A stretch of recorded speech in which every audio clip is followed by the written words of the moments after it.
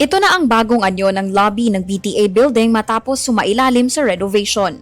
Ang proyekto ay pinondohan sa pamamagitan ng Support to Bangsamoro Transition o SUBATRA program. Dumalo sa programa si Ambassador Miguel Utray Delgado ng Espanya sa Pilipinas kasama ang mga miyembro ng parlamento, mga opisyal ng BARMM at iba pang development partners. Sa kanyang mensahe, binigyang diin ni Parliament Speaker Muhammad Yacoob na higit pa sa pisikal na pagbabago ang proyekto.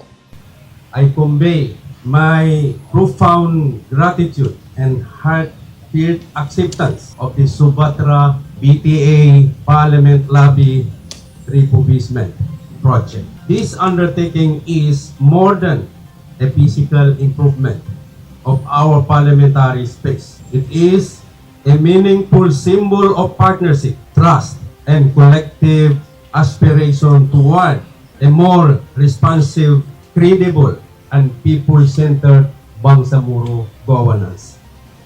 Bukod sa pagsasaayos ng pangunahing lobby at mga pasukan ng gusali, kabilang sa mga isinagawang pagpapabuti ang pagtatayo ng prayer room at visitor lounge, rehabilitasyon ng pond at waterfall area na may footbridge, bagong security room at mga pasilidad para sa mas madaling access ng mga may kapansanan tulad ng ramps, railings at non-slip surfaces. Nilagyan din ang gusali ng mga disenyo at landscaping na sumasailalim sa kultura ng Bangsamoro. Samantala sa mensahe ni Ambassador Massimo Santoro, patuloy na susuportahan ng EU ang mga inisyatiba para sa peace building at pagpapalakas ng mga institusyon sa BARMM. I'm really honored to be with you today for the ceremonial inauguration of the BTA Parliamentary Building Refurbishment funded by us, the European Union, together with Spain.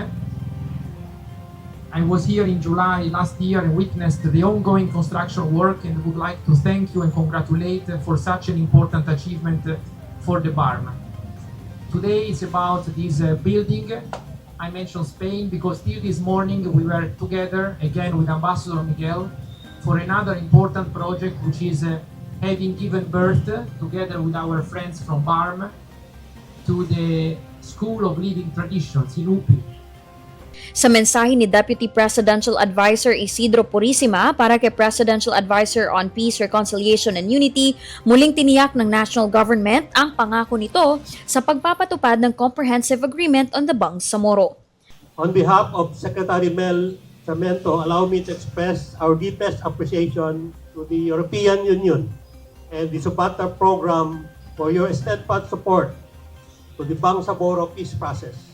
Your partnership reflects the international community's continuing confidence in the transformative power of peace, democratic governance, and inclusive development in Bangsamoro.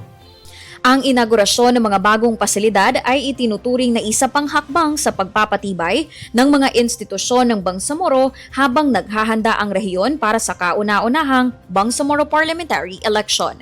Yana Sanday, BIO News.